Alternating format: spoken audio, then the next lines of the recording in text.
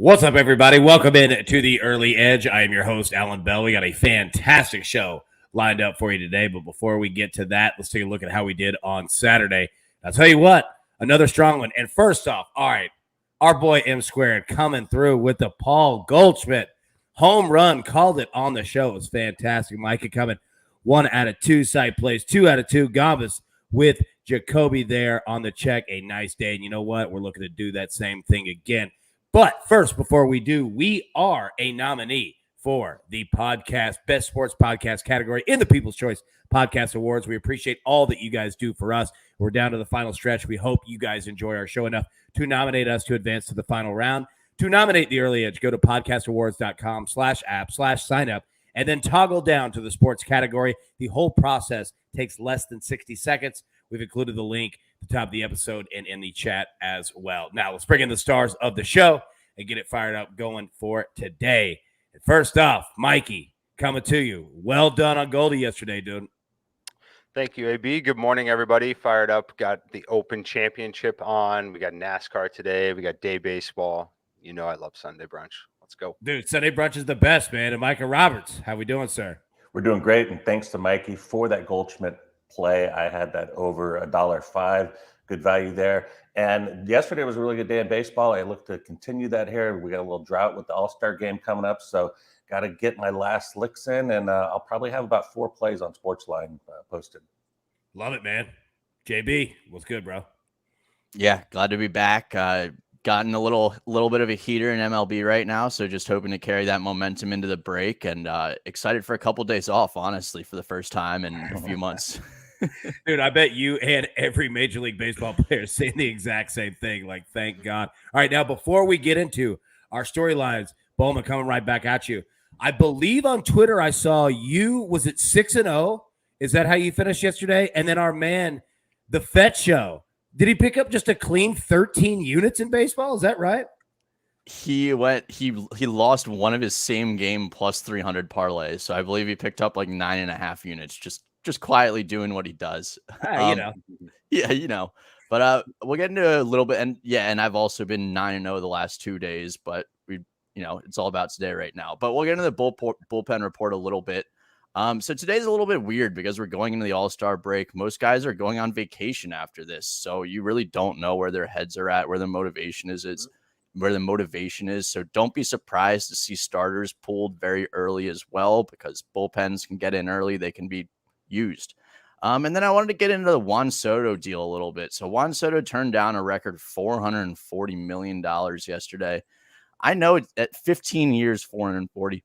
I know it seems like a lot, but this is a complete lowball by the Nats, and they just constantly do this to their homegrown talent. It's honestly kind of frustrating. It's really obvious why the players like Bryce Harper, Anthony Rendon, Trey Turner, and now Juan Soto don't want to play for them.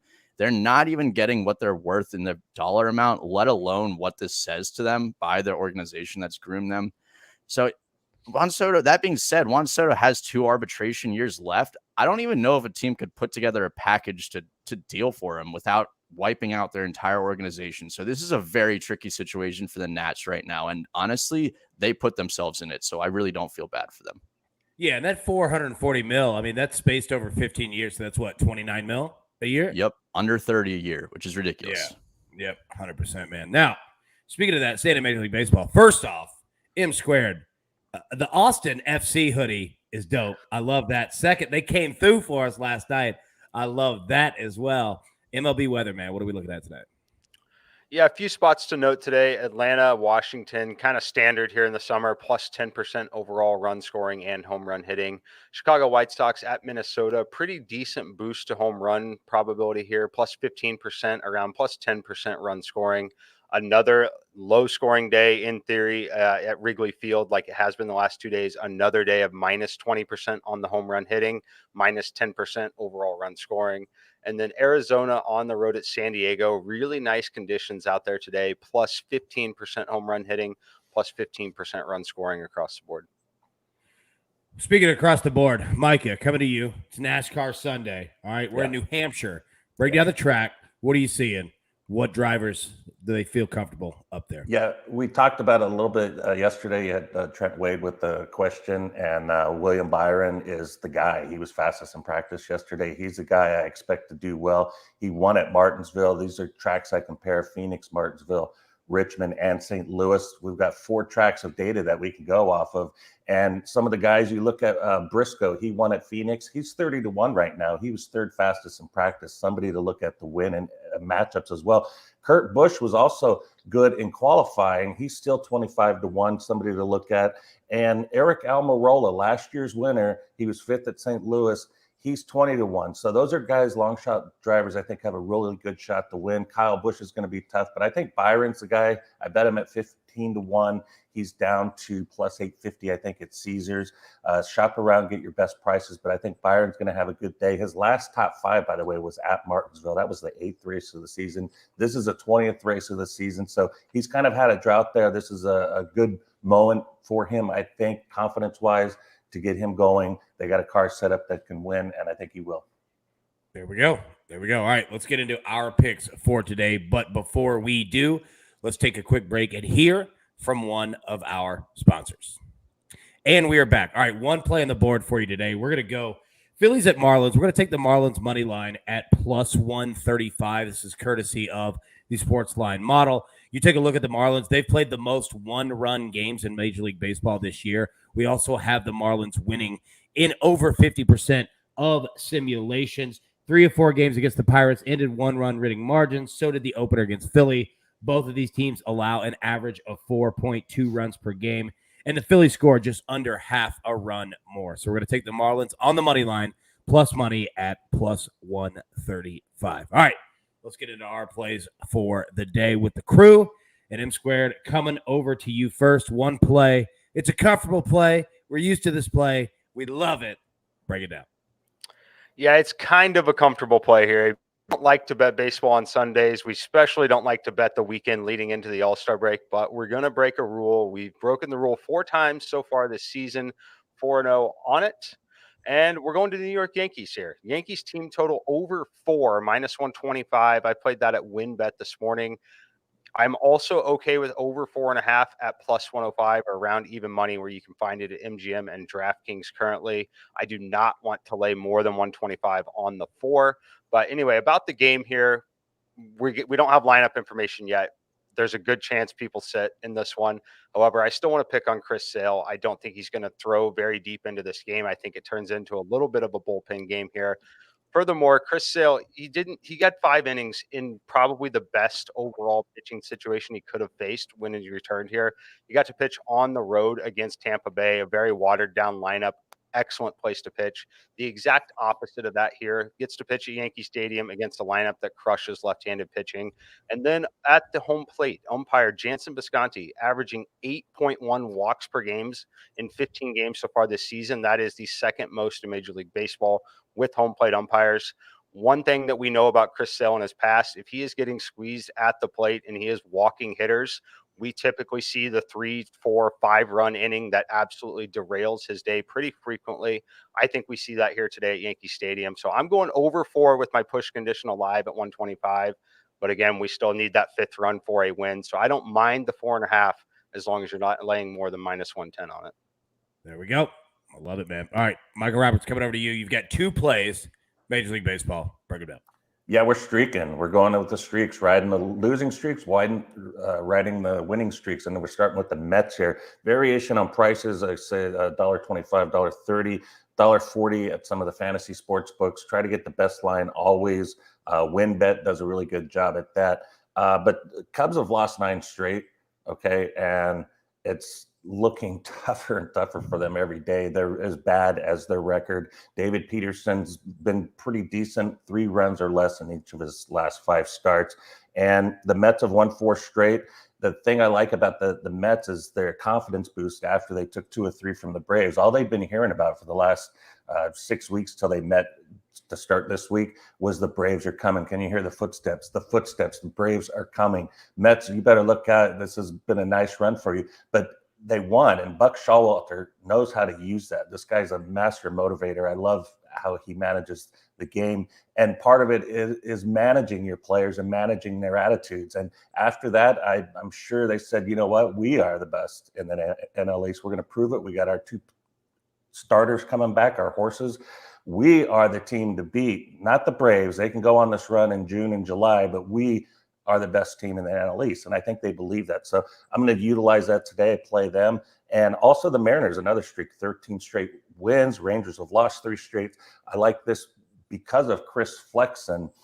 He's come on strong. They have won his last 4 starts, and his last 2 have been his absolute best of the season, allowing only 1 earned run. And he looks like that pitcher from last year. He was the darling last year, top money earner, I think, among starters, and was winning lots of games at plus money. Now they're favorites. Got to do that. But Glenn Otto lost his last 4, 15 earned runs between those 4 starts. I think they hit him again, and Flexen has a stress-free game, pitches nice 6-7 innings, and picks up the win. There we go. All right, now, John Bollman, coming over to you. You have 2 plays for us, both in Major League Baseball. One is today, and one we've got a special, nice early pick. I want to save that one for the second, but first, break down the game. What do you got? Yeah, first we're going to go with the play today. The Giants minus 145 against the Brewers. The Brewers have lost 7 of their last 10 games now. The Giants have won 6 of their last 8 games. Logan Webb is starting for the Giants. He has a 1.38 ERA in his last 7 games. He's pitched 6 straight quality starts. The Giants were shut down a bit by Eric Lauer, the lefty, yesterday, but they're still the 5th best team in weighted on base average against lefties in the past 30 days. So I really like the Giants there. And then the second play that I'm going to go with, Pete Alonso to win the home run derby at plus 200.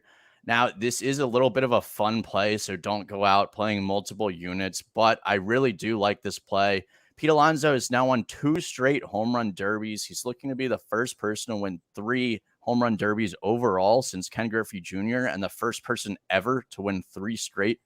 He has the same pitcher from the last 2 years pitching to him. He's been competing in home run derbies his entire life. He knows exactly what to expect, and he knows exactly how to pace himself. I was ridiculously surprised that he wasn't the number 1 overall seed. Kyle Schwarber is. He actually made it to the finals against Bryce Harper in 2018, and he lost in the finals, though, so I wouldn't be surprised to see him make it there. Hint, hint at a little SportsLine article I've put out, but I really like Pete Alonso plus 200 to win the home run derby here. Yeah, I'm with you on that, and I'll give a couple nuggets here going off of what you just said. All right, you look for the past 5 home run derbies. All right, and 8 of the last 11 have either been won by the first or second place seeded hitter. All right, and you, as you mentioned, Pete Alonso seeded number 2, and then you look at since 2019 Dodger Stadium. All right, ranked near the top of the league in terms of home runs per game. Top 5 past 2 seasons, top 10 the past 4 years. So, yeah, I got a feeling we're going to see a lot of bombs out there. And you're right on Alonso. That pitcher that he has, this guy just throws strikes. I mean, it's like Greg Maddux out there at about 79 miles an hour. It's fantastic. It's fun to watch, man. I can't wait. It's really overlooked how important a bullpen pitcher is for this type of competition, too. Like, I don't remember a specific example, but you'll see in the home run derby tomorrow, you'll see a lot of the guys just 4, 5, 6 straight pitches missing, and there's nothing the player can do with time just ticking off the clock.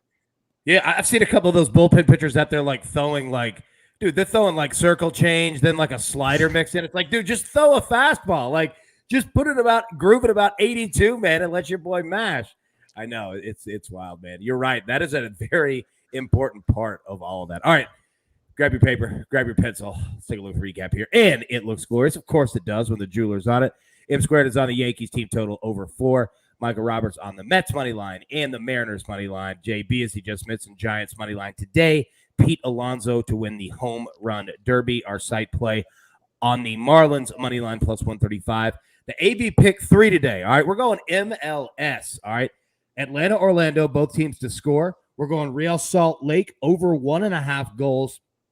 And we're also going tonight, Portland, Vancouver, both teams to score as well. So I think that's all the damage that we could do for today. Everybody, thank you so much for tuning in. We'll be live again Monday morning, normal time, 10 a.m. Eastern. But until then, as always, best of luck. Let's cash these tickets. We'll see you tomorrow.